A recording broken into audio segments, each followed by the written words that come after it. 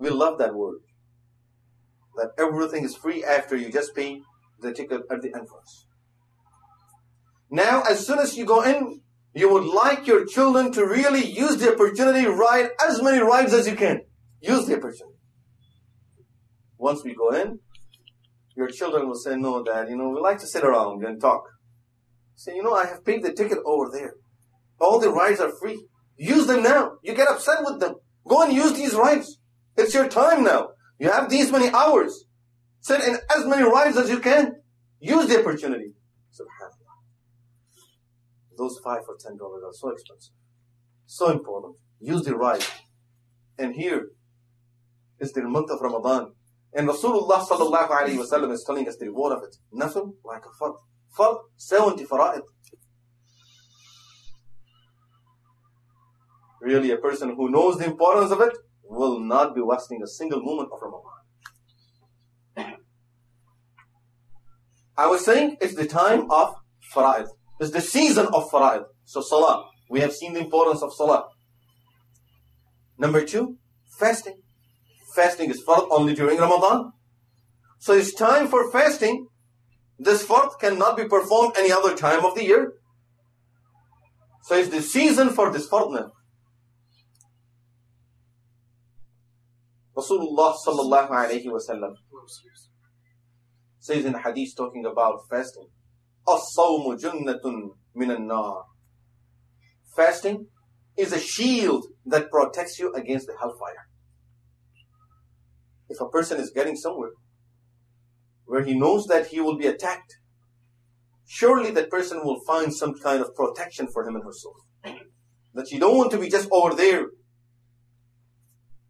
putting your life in danger. So let's find some protection.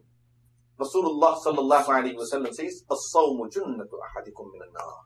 This fast is a good protection, is a shield. He used the word junnah, which means shield. Is a shield against the hellfire. That will protect you against the hellfire. In other hadith, Rasulullah sallallahu alayhi wa sallam said, As-sawmu junnatun ma lam yakhriqha. This fast is a shield as long as you don't make holes in it yourself. No one else can make holes in your fast, but you can make holes in your own shield. And that is the sins that we commit during fasting. As soon as a person starts getting into haram during fasting, Rasulullah sallallahu alayhi wa sallam said, you are breaking your own shield. No protection against the hellfire. On the day of judgment, as we need the ibadah that will take us to Jannah, we need some protection against the hellfire. That protection is this fast.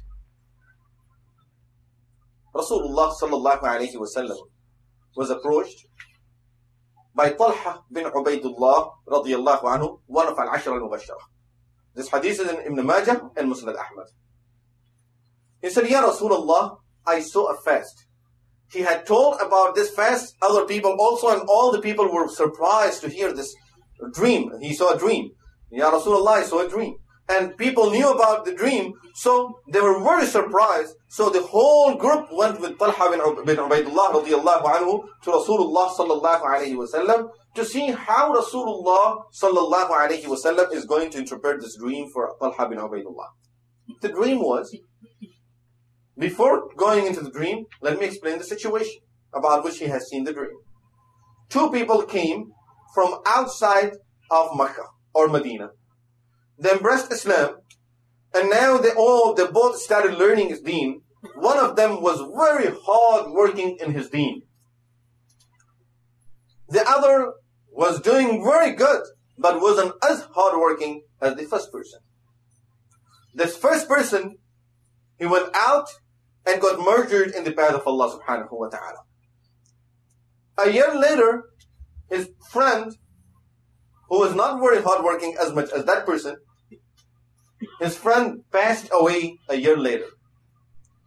After his friend passed away, Talha radiyallahu anhu saw the dream that both of them and Talha, three of them are standing at the door of the Jannah. Someone came and opened the door of the Jannah, and he said to the second person who died, natural death a year later, he said to him, you have been called, you are allowed to go into Jannah. He opened the door of the Jannah for him, and that person went into Jannah. Then he closed the door of the Jannah. Both of these people are waiting. Then that person came and said to the first person who died earlier, who was murdered, who was very hardworking, he said, now is your turn to go into Jannah. You have been allowed to go in there. And he opened the Jannah, he took him to Jannah. Then that person came and said to Talha, that still is not your time yet to go in there, you have to go back. When he woke up, he informed Sahaba Ridwanullahi Ajma'in, they were all surprised that how come the person who died after was allowed to enter Jannah before, and the person who died first and very hardworking and murdered also, and he went to Jannah after his friend. So now all the Sahaba went to ask Rasulullah sallallahu alaihi wasallam, Ya Rasulullah, what's the reason? Was there something missing in the ibadah of the first person that we used to see him very hardworking? Rasulullah sallallahu alaihi wasallam, as soon as he heard the dream, he said, what are you people are surprised about? Don't you know that the second person got one more Ramadan? The second person got one more Ramadan and the salah of one more year than the first person. So of course, he went with more ibadah to Allah subhanahu wa ta'ala. So this is why he was allowed to enter Jannah before his friend. This is an opportunity. This is what Ramadan means for us.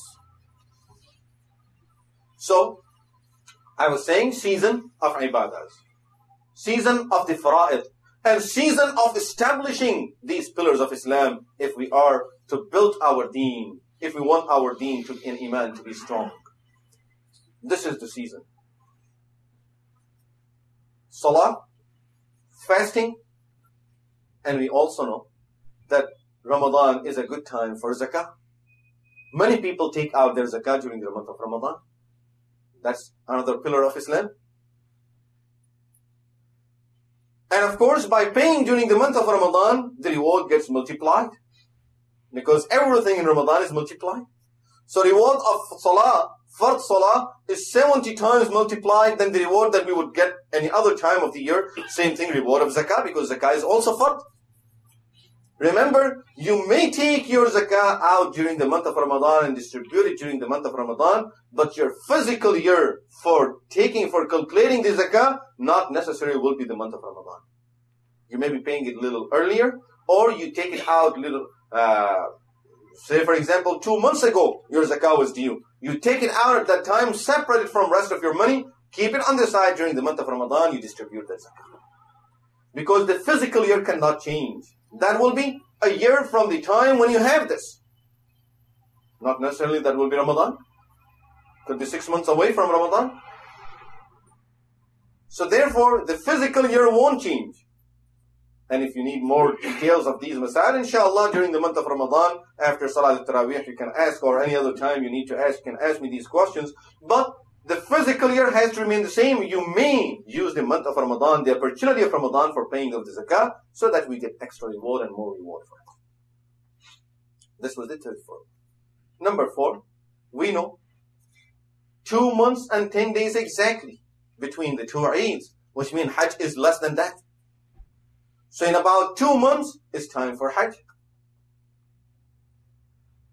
So this is all the season of the fara'id. The only thing that is remains, these are 4 fara'id that come in all of this, in this 2 months period. Now, the first pillar of Islam, as Rasulullah sallallahu alaihi wasallam have mentioned, is La ilaha illallah. And this khutbah of Rasulullah sallallahu alaihi wasallam that I was talking about, narrated on the authority of Salman radiyallahu anhu, Rasulullah sallallahu alaihi wasallam said to Sahaba ridwanullahi alayhim ajma'in about the month of Ramadan, "Istakthiru fihi min arba'ati khisal." Do 4 things in abundance during the month of Ramadan. Khaslatayn turduna bihima rabbakum. 2 of these things are to please Allah subhanahu wa ta'ala. And those are, say La ilaha illallah.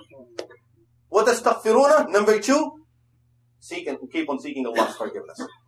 These are the 2 things that really pleases Allah subhanahu wa ta'ala, and especially during the month of Ramadan. The other 2 things, Rasulullah sallallahu alayhi wa sallam says, وَأَمَّا الْخَصْلَتَانِ الْآخَرَانِ فَلَا غِنَاءَ بِكُمْ عَنْهُمَا. The other 2 things, you have no choice but to use them, but to have these two habits, and that is تسألون الله الجنة وتعوذون به من النار. Seek Allah subhanahu wa ta'ala, ask Allah subhanahu wa ta'ala to grant you the Jannah and protect you against the hellfire. So now we see all the 5 pillars are there. And the virtues of all pillars are mentioned there in the season, to be used for the season and to strengthen our faith and iman, and to build these pillars, have strong foundations for our iman. This is the season for it. May Allah subhanahu wa ta'ala give us tawfiq to work on our iman, to have the importance of this iman that Allah subhanahu wa ta'ala have granted us, and work on it to make it strong, and make it strong enough that we can carry the whole deen on it and be able to practice this deen of Allah subhanahu wa ta'ala for the rest of our lives. أقول قولي هذا واستغفر الله لي ولكم ولسائر المسلمين والمسلمات وآخر دعوانا أن الحمد لله رب العالمين.